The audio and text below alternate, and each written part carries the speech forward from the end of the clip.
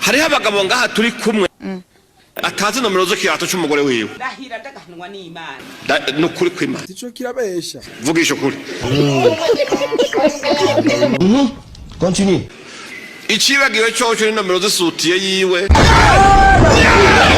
uvuze ngo isutiye yiwe ibaze yuko ugwaye inzoka bangiristombe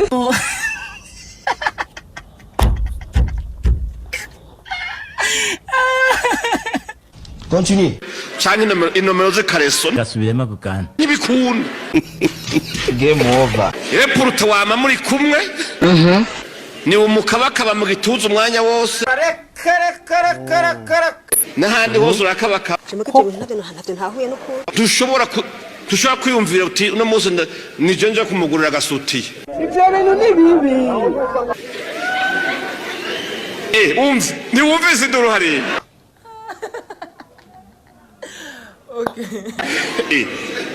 ntazo mugura abagabo sigeze hatemba abasenga basenge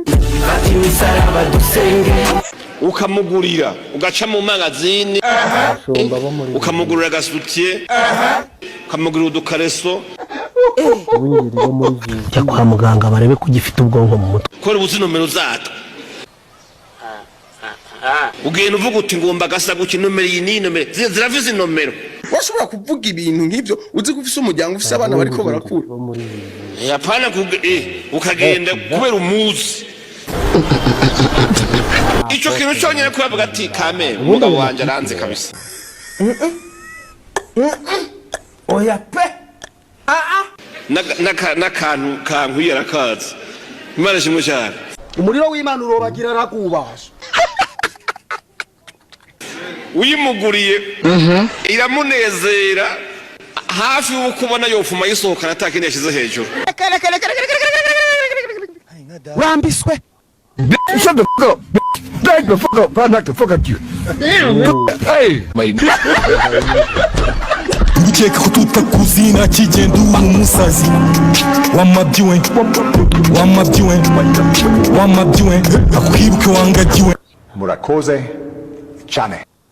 Civilization will die tonight. Abanyayirani bose bashobora kurara bapfuye muri iri joro. N'amagambo ntigeze ntekereza ko nzayumva. Amagambo ntigeze ntekereza ko nzayumva na umuperezida wa Amerika. Nubwo perezida Donald Trump dufite ibyo twamushima ubu nonaha, ariko aya magambo ye aratwereka uburyo ari umuntu udafite icyo yitayeho, utagira ubupfura, kandi wamaze kurenga imbago z'amategeko mpuzamahanga. Uko niko uyu perezida ameze mu kababaro gakomeye. Ndagira mbabwire ko uyu muntu atakiri inshuti y'ubwami bw'Ubwongereza, ntabwo akiri umuyobozi w'isi yisanzuye, ahubwo ni icyago, n'imbata ya ruswa iba mu gatsiko k'amabandi, kandi uko niko tugomba kumufata nyine. Rero turasaba ko minisitiri w'intebe yaza kubwira umwami guhagarika urugendo yarari gutegura kugirira Washington mbere yuko bikererwa. Mu by'ukuri byari byoroshye kuba perezida Trump yari kuvuga ibintu n'umwami yajyamo ibyo yamufashamo. Rero turi gushaka kubona nyir'ubutungane Gasani k'Ubwongereza nawe ahagaze kuri urwo ruhande. Naho umugambi wa perezida Donald Trump uheruka avuga ko agiye gufunga inzira y'amazi ya Hormuz, ibyo nabyo nta kindi byaba bigamije uretse kurushaho gutuma ya makimbirane akura, ndetse no gutuma agahenge yari yarashyizeho ubwako gahinduka umwanda. Rero ikiboneye nuko ubwami bw'Ubwongereza butakurikira Donald Trump mu kujya gufunga ari amazi ya Hormuz. Kandi nanjye rwose nakiranye na yombi icyemezo cya minisitiri w'intebe cyo kuba yategura inama kugira ngo duhe gasopo perezida Donald Trump. Tugomba gukorana n'abafatanyabikorwa bacu twizera bo ku mugabane w'Uburayi, abo muri Commonwealth, abo mu muryango w'ibihugu duhuriyemo bivuga ururimi rw'Icyongereza, ndetse n'abandi bafatanyabikorwa dufite mu kigobe cy'Abarabu, kugira ngo aya makimbirane tuyahagarike. Ariko iriya nzira y'amazi ya Hormuz yo igifunguye, birababaje kubona uburyo igiciro cy'ubuzima bw'abaturage gikomeje kugenda kijya habi, by'umwihariko ku baturage bo mu Bwongereza. Igiciro cy'igitoro kimaze kwikuba inshuro zirenga 25 kuri litiro imwe, byonyine ubwabyo kikaba kibanze kurengaho amafaranga 49 kuva Trump yatangira iyi ntambara.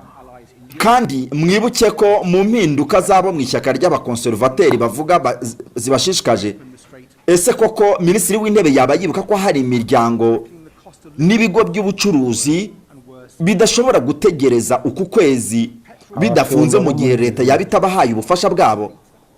None se nibura murateganya gukoresha ikigega cy'umutungo w'igihugu kugira ngo umufasha abaturage nibura kugura ibintu ku giciro cyo hasi, kugira ngo nibura mworoshye igiciro cy'ubuzima, nibura n'ubukungu bukomeze gushoboka n'ibikorwa byabo bigakomeza, kugira ngo tugerageze guhangana n'igiciro cy'igitoro aho gihagaze, nibura ku buryo igiciro cy'igitoro mushobora kukigabanya, ku buryo nibura mushobora kugabanya igiciro cy'itiro ku muturage wagiye kunywera kuri pompe at the pumps by 12p a litre. none niba Mbayahaga amagambo wamwumva naraye, niba aba bapasitoro bakomeye babishyikira kwa perezida bafite amagambo y'ubwana, amagambo y'ubukomedi mu rusengero kuri Karutayeri ahantu hubashywe, ukajya kuhavugira amakariso n'amasuti kwa Jinara Yesu, ivuga butumwa ukarihindura ngo nimujye mu mashopu manini mumenye ibirato abagore banyu bambara, mumenye amasutiya, mujye mupima amabere, mumenye amasutiya abagore banyu bambara, mumenye amakarisa abagore banyu bambara, ngo hariho amanimero byanditse. Bibiliya yayibwirije arayirangije agezaho kwigisha amasutiya n'amakariso Mbayahaga Isidore, Apotre Mbayahaga. Nkuko byumvise rero muri iyi video umaze kumva, uyu ni umuhero. Ibi ni bikwereka ko abantu barumbye, abantu bapfuye bahagaze, abantu bararindagiye, abantu babaye iki, abantu babaye nabi vraiment, babaye nabi kweri. Mbayahaga ntabwo ari pastor, abantu nibo bamwita pastor, ni yabonye uburyo yinjira biramuhira yiyita pastor, yimitswe n'abantu kubo pastor, ariko Mbayahaga si pastor. Pastor wa yimitswe nande? Mwe muyera amubamo, haba hari muri mwe muyera yababa muri Mbayahaga Isidori agashora ingabo z'u Burundi ngo muzatsinda zigatsinda, yabwira abantu ngo nzabagurira Sukoyi, ari ikinyoma. Mbayahaga yaba ari mukuri akijijwe azukuri, agafata umupfakazi akamugira ikibanza n'amahera, umushinga ntahe uwo mupfakazi yasize ntayahuye umupfakazi, akajya umupfakazi akajya n'ipfubye. Mbayahaga ni umukristo. Uyu ni uwo muri Eprona yujuje ibyangombwa by'uburyarya n'amanyanga n'uburiganya. Ntabwo Mbayahaga, ahubwo bazamushyire mu kwigisha ibintu byo gutwenza, gusetsa, muri azashake content y'ubukomedi. Niyo mpamvu rero ntabwo ushaka kuvuga niba Neva afite pasiteri nk'uyu, ubwo Neva azavamo iki? Ibya Neva bizabamarira iki? Bizabagezaho igisobanuro n'isiguro ni uko Isidori Mbayahaga ururimi rwe n'umutima w'Imana n'ibisi n'ubwenge bw'Imana si ubwenge bw'Imana. Ntabwo ibyo si ibintu bigisha mu rusengero. Icyo ngibyo uhamagara abakristo ukababwira uti hari amahugurwa y'abagore, hari n'amahugurwa y'abagabo, ariko gufata narindi kubwiriza ijambo ry'Imana ndariparitse ngiye kubwiriza amakariso, narindi kwigisha ijambo ry'Imana ndariparitse ngiye kwigisha amasutiye, narinyoboye narindongoye iby'impwemu ndahindutse nje mu by'umubiri, ndongera asubire mu by'impwemu. Mwuka wera ni baro abantu bahanahana, ni mwemu yera ntabwo ari ikirato bacomekamo inkweto bazikuramo aho zisize ukazasanga ukongera ugacomeka. Oya, biriya ntabwo ari ubwenge buyoboye intama kurasugura. Yesu yabaye mu isi nta hantu yigeze akina komedi. Pawulo, Yohana, Sira, Timote, Aburahamu, Musa, Eliya bari bafite ibintu bahanganye nabyo byo kuragira intama. Abungeri mu isezerano rya kera no mu isezerano rya nta mwanya bari bafite nko kujya muri komedi si bitindi gasani nk'ibyo, imyenda y'imbere mu rusengero. Ni inkuru ibabaje ni n'akamaramaza. Navuga ngo Mbayahaga ni umunyepolitike, ntabwo Mbayahaga ari umupasitoro wo kuragira ubugingo no kurera ubugingo. Ni umwanaliste mu busesenguzi, mu bwenge karemano butari ubwo mu ishuri. Misi agendanye na Sebarundi ndayishimiye bimumara igiki. Kuba inshuti kwa Isidori Mbayahaga Apotre bimara igiki Sebarundi cya Evariste Ndayishimiye? Nta na kimwe. Kandi Mbayahaga anywa inzoga. Kamemu inywera inzoga, w'ibyo ntacyo bimubwiye, ni umunywa nzoga. Niyo mpamvu n'iyi diri y'abanyamurenge, n'iyi diri yagiyemo akadiringa mu Burundi hakaza abanyamurenge ngo baje kuvuga ko ari leta mbyeyi, ko atakurikiranye ngo abishyurize amatike bakoresheje, ko atakurikiranye ngo yishyuze igihe cyabo n'umwanya bafashe, bikaba biri mu mpari, biri mu njyane, kandi ari we muntu wakinye iyo diri kugira ngo bave Canada, Amerika, mu Burayi, bose baze mu kiyago cyangwa mu kiganiro na Sebarundi. Ibyo bintu byose nubyitegereza birakwereka Mbayahaga Isidori Apotre uwo ari we. Tugendeye no kuri aka kavideo ubonyemo hano cyangwa se wumvisemo hano, signification cyangwa se icyo nabasha kuvuga hano, mu busanzwe hari ukuntu abantu bayoba bagateshuka inshinga no kwigisha iby'Imana, ahubwo bagasigara bigisha iby'isi cyangwa ibya shetani. Mu busanzwe hari ukuntu umuvugabutumwa ahagarara hajya imbere, yatangira kwigisha shetani akamuzanira aho yariye ubugari butetse neza, aho yariye umuceri utetse neza, imbere y'intama kugabura iby'imwemu, ubundi ntibibangikanwa, ubundi ntibabifatanya. Mugabo nicyo kiki rero hano kiba kibaye, iby'amasutiya n'amakariso, ibya nimero n'ibirato by'abapfasoni byanditse muri Luka, biri muri Matayo 5. Ibyo byanditse hehe? Imana mu butumwa Mbayahaga yasomye ibyahishuwe kuva mu itangiriro kugeza mu byahishuwe. Mbayahaga yahabwirije araharangiza, ageza aho asoma amasutiya n'amakariso. Mbayahaga yigishije isezerano rishya, yigisha mu isezerano rya kera, iby'Imana muri we birarangiye, asigaje kwigisha amasuvetoma. Ibyo nukohoka nuko ni bya bindi bavuga ngo impene yarenze ikirambi, hama inkoko nayicika inkwari. Bya bindi bavuga nyine ngo ibintu byarenze igaruriro n'ihaniro. Biriya ni ukurengwa cyangwa se ntabwo biriya ari imwemu. Biriya ni ibintu abantu bakinamo komedi mu rusengero kugira ngo basetse abakristo, ariko biriya birasenya. Mu yandi magambo biragenda bikanyoha, ni nk'imizi biri gucengera mu rugo cyangwa mu gipangu cyangwa muri fondasiyo. Ni imizi ituma ijambo ry'Imana mu muntu ritabyibuha, ni imizi ituma iby'Imana mu muntu bidakomera, ahubwo bigahora bimeze nk'imizi yashoye ku mazi. Isidori rero ni umupagani rwose. Mbayahaga ni umupagani, ntabwo biriya ari iby'abakristo, biriya ni iby'abapagani. Niyo mpamvu nawe ibimaramare n'isoni binamwica hato na hato.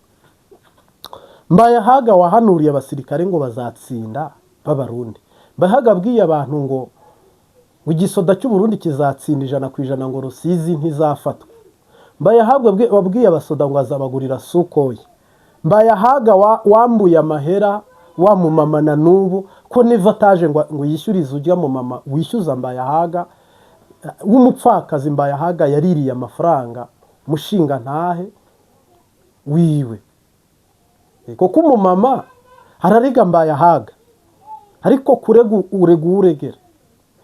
Ati umugabo wanjye yari umugenzi na Mbayahaga, amuha amahera mugurire pariseri, ari amahera arayajya na pariseri arayajya. Mbayahaga utababarira ipfubyi, utagirira impuhwe abana b'umupfakazi,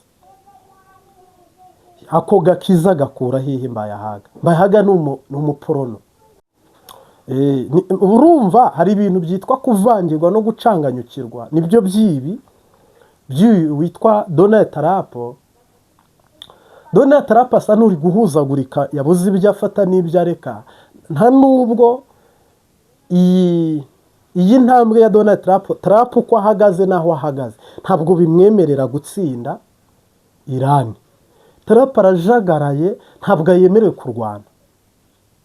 Trump hajya yashyizeho ifoto ya Yezu, nawe ubwe ngo ari gusenga, ni papa yacyuriraga, ni papa yatituraga, ni papa yahinyuraga. Ko ari Trump niwe mukristo, papa ni umupagani. Biriya bintu icyo biba bivuze ko umuntu ari mu kajagari. Ngaho ibiganiro murabona inkubiri yabaye, nta kivuyemo. Ati nishe narimbuye. Trump arajagaraye, nafunze umuhora wa Hormuz nawurangije, amata amwe yazanye ibicuruzwa byarangiye, Ubwongereza bwarasaze. Uyu ni minisitiri w'Ubwongereza uri kunenga Trump. Bari kugaya Trump ngo ntabwo bari bamuzi ko yakora ibintu nk'ibi. Bamaramaye, yabamaramaje, yabandagaje, nabo ntibafite ayo gucira nayo kumira, kandi kamemo yabandagaje nibyo. Ahubwo sinzi ko Abanyamerika bari kubibona aho bari kwerekeza, kuko uyu muhora nufungwa Abanyaburayi nibo ba mbere bari bubabariremo cyane. Naho Abanyafurika twe modoka nizirara zihagaze amaguru turayamenyereye. Muri Afurika nibyanka turajya kuvoma mu myonga, muri Afurika nibigorana turazunguza igishirira. Ariko Abanyaburayi bamaze imyaka irenze 100 batari mu buzima nk'ubwo Abanyafurika turimo. Bari mu buzima bufite gaze, bufite umuyaga nkuba udahera, amayinite adahera, nganda zabo zikora 24/24. Shuti yanjye Trump rero namara gufunga Hormuz, Iran iri buyifunga igice kimwe, n'igisigaye Trump agifunga. Iran bayifungiranye, nayo irifungirana, Trump arayifungirana, nawe arifungirana n'Abanyaburayi. Aha rero niyo mpamvu wabonye abantu bose bahagurutse. Ngira ngo n'umwami w'Abongereza uyu wasimbuye Elizabeth Owning yahawe ngo niyo kutajya muri Amerika kubonana na Donald Trump. Ibi byose ni akaga, ni ugucanganyukirwa, ni mu mitwe abantu ntabwo bipanze neza. Wagira ngo hari ibisazi, wagira ngo hari imyuka mibi yazamutse ifata abantu, umuntu ntamenye ibyo avuze, ntamenye ibyo arekuye n'ibyo atarekuye, ni amabombe ku yandi. Ubu noneho mwabonye ko umuriro watse Isirayeli, Turukiya, Israel, Espagne, Netanyahu ni Hitler. Kandi koko ndi mu ruhande rwa Espagne na Turukiya. Ntabwo Israel kugenda yigarura ubundi butaka byanditse hehe ko Israel izajya igenda yigarurira ibindi bihugu. Nje navuga ko gusara no gushishikara kandi kifite itanguro kigira n'iherezo. Ibi Donald Trump arimo nabigumamo ukwezi kumwe, nabibamo ukwezi kumwe, egare ko Amerika izamweguza, ariko n'ubundi gise bizakuramo, bizayisaba Amerika kutongera kwivanga muri politike z'abanyamahanga ngo yirigwe wagira ngo ni umushumba uragiye intama cyangwa impene. Yafatafata yasaze. Niyo mpamvu Abanyaburayi bari kuvuga bati none ni ibiki? Intambara zitarangira, ingwano zidahera. Netanyahu rero yabonye robo akoresha Donald Trump, byaramuhiriye, avuna umukenya akiyongeza uwundi. Kandi ibyo byose nakarambaraye ku isi. kuko Netanyahu ntababajwe n'ibyago isi igiye kugwamo, wababajwe nuko ngo Irani izamurusha amaboko, izamurusha iterambere. Kuva na kera ntabwo byigeze bingana. Isirayeli Imana yarayubatse iyiha umugisha, ariko ntigeze iruta Irani. Ikiri Babuloni, ikiri mu Baperesi, hakiri ubwami bwa Nebukadinezari, Irani yagumye ari nini kandi iguma ari igihugu nyine gifite icyo nakita imbaraga zidasanzwe. Kumva rero ko Israel ngo inejejwe nuko Tarapo